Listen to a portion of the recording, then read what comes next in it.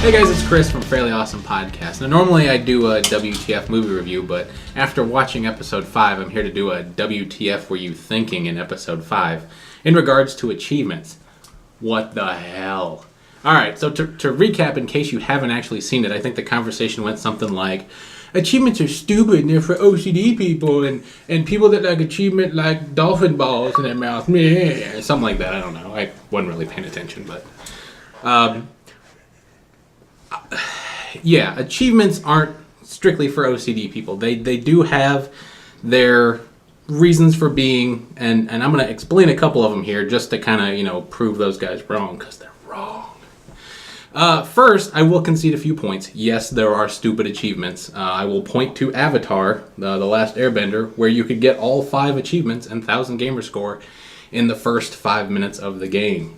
Those achievements were pointless. They were stupid. They were useless. They added nothing to the game.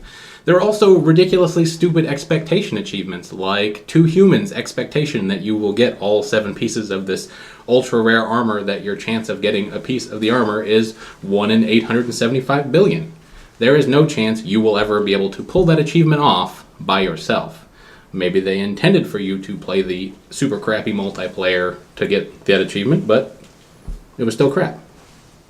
Some multiplayer achievements are crap because they rely on the multiplayer being an integral part of the game. If multiplayer doesn't take off, or you pick up the game, 6 months after the game has come out and multiplayer has died because it was terrible, those achievements are completely worthless and you cannot get them. But some achievements are actually good. There are a few achievements. Deus Ex had good achievements. There's an achievement in Deus Ex where if you play through the entire game without killing anyone, you get an achievement. The achievements like this force you to play the game in a slightly different way, so they kind of add replay value. You can play through the game however you want the first playthrough, shooting everybody, cutting everybody up with blades and whatever. The second playthrough or the third playthrough, you actually try to avoid killing everyone you possibly can, except for bosses. Bosses you're allowed to kill. But it keeps you engaged in the game, attempting to do it in a slightly harder mode. A lot of achievements are kind of based around playing the game in a more difficult manner. So doing certain things that you wouldn't normally do that are actually more difficult, that require, in Halo, grenade jumps or rocket jumps to get into certain places. These kind of achievements make the game a little harder, but they also reward you with extra power-ups. For Halo Combat Evolved the Anniversary Edition, you have to do a grenade jump to get to the bandana skull, which is an infinite ammo skull. So no, of course that skull is not going to be easy to get to, but it also counts towards an achievement for collecting all the skulls in the game. So achievements do have their uses.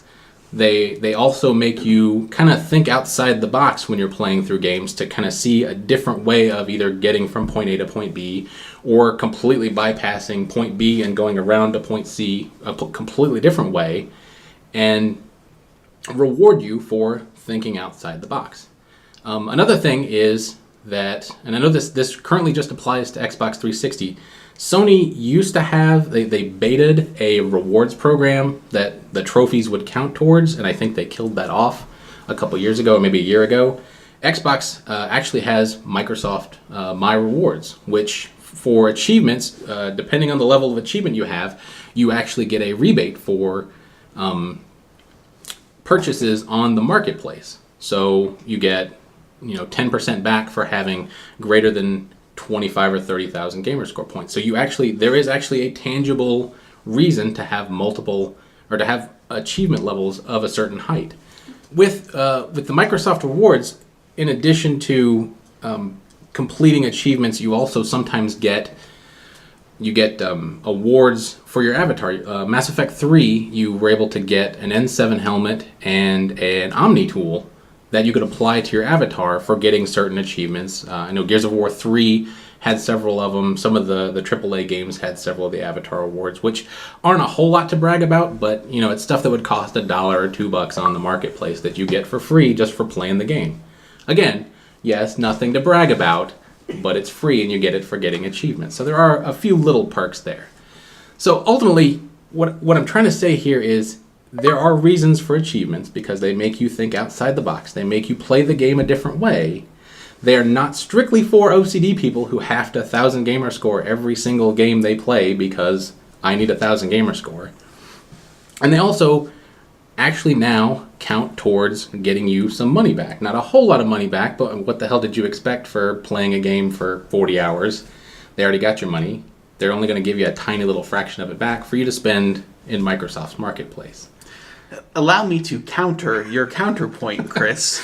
The problem I think that the rest of the podcast crew has with achievements isn't so much that they exist or that people like to finish them. It's that there's no creativity in most developers when they are making a game and they need to have achievements. It's always like an afterthought. It isn't like the one you have with Deus Ex where get through the whole game without killing somebody. That's a creative achievement. That's good for the developer. But most of them are like deal 20,000 damage with grenades, and you know it's going to take you multiple playthroughs to get it. Spend 100 hours in multiplayer. It's grinding achievements, and I think that most developers give nothing except for grinding achievements once they get past the obvious ones like beat the game on hard and stuff like that. Yeah. So it's if the developer does achievements right, they can add to the experience.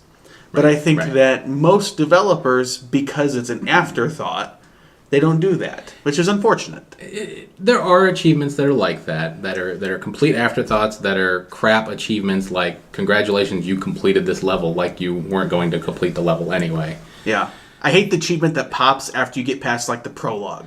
Yeah. It's like, this isn't an achievement. Literally, all I did was watch a video for 5 minutes. And there's a little thing with that. What that actually is intended to do is identify pirated copies. So if you play it on your own and the achievement pops for watching the intro, Microsoft has a timestamp for when your console saw that achievement. And so when the game goes live, they see that you popped that achievement a week before the game went live. So there is some question that you were not, in fact, playing a legit copy when you popped that achievement. Is my understanding of crap achievements like that you get right off the bat is they're there to catch piracy. I will grant you that some developers don't think through achievements at all. They just kind of throw them in after the fact. There are some good developers. The Lego games, and I know most people probably don't play the Lego games, but they are a small handful of the few co-op multiplayer Xbox games that you can get, actually have some very amusing kind of wink-wink achievements. Lego Indiana Jones, for instance, if you kill Lego Indy with his dad, the Lego version of his dad, you pop an achievement called That's for Blasphemy, where if you remember in Last Crusade, Indy's dad slaps him when he says, Jesus Christ went on the bike, and he slaps him for blasphemy. So it's kind of little, that those actually show they put thought into these achievements because they're snarky little achievements that are kind of amusing. But yeah, there are probably the exceptions than the rule of achievement hunting or achievements. So well, I think you've made your point, and on behalf of everyone that disagreed with you, especially Ryan, I would like to formally apologize and say Chris was correct. Yes, Chris was correct. So before we go any further, I'm going to need an actual apology. I'm glad you turned it that way instead of the other way. Apologize. No. Thanks, South Park. Appreciate that. All right, we'll let it go there. Since my need for your apology and your tears are delicious, I must say so. So be sure to follow us on Facebook at facebook.com/fairlyawesomepodcast, where we post all the videos up and you can check out some of the other stuff that we find fairly awesome. Follow us on Twitter at FAPcast. Subscribe to our YouTube channel so you can check out all the videos we post. And I guess we'll see you next time, where I'll still be right. I thought I was going to pull a Ryan and steal the ending. Oh, what? Well, I mean, you can do your... Well, damn it. A lot of up and down in that time frame. All right. No, you guys keep going. Have a conversation. All right. How about we do this? All right. Yeah. Sorry, guys. Didn't mean It's okay. to get Just give her ranty my about shit.